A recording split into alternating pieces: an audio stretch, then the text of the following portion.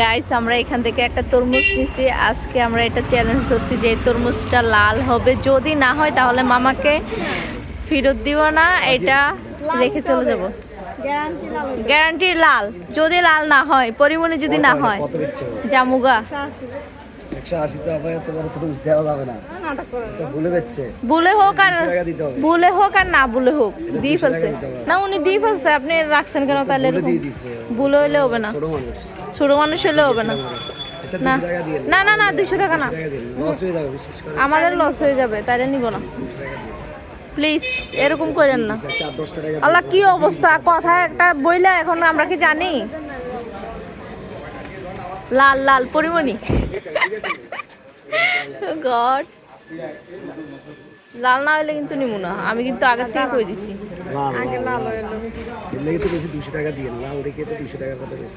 এটা বুঝি লাল, ডাইরেক্ট বালু, পুরো লাল না, এটা কি খায়া দেখতো, টেস্ট লাল দেখেন, এটা কিন্তু লাল হয় না, এটা কিন্তু 50% লাল, 50% লাল না, এটা অরিজিনাল না। আমিও খাই দেখবো। হ্যাঁ, এটা 200 টাকা দাম।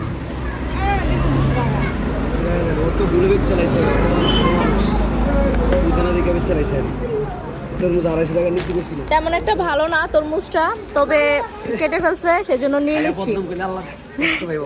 আল্লাহ এক ডিম ডুম ভেঙ্গেলা মেয়ে ভাই বলছে খায়া খেতে আলহামদুলিল্লাহ, যদি বলো যে না এটা হচ্ছে আমাদের যে প্রাইস হিসাবে আমাদের ইয়াটা একদম পারফেক্ট হয় নাই। আমি সবজি দোকানদার, আল্লাহ হাফেজ জায়গা। 10 টাকা দিলে খুশি হতাম। কষ্ট পাইছি আমরাও কষ্ট পাইছি, এটা অর্ধেক হয় নাই। আমরা একটা তরমুজ নিয়ে নিচ্ছি আজকে।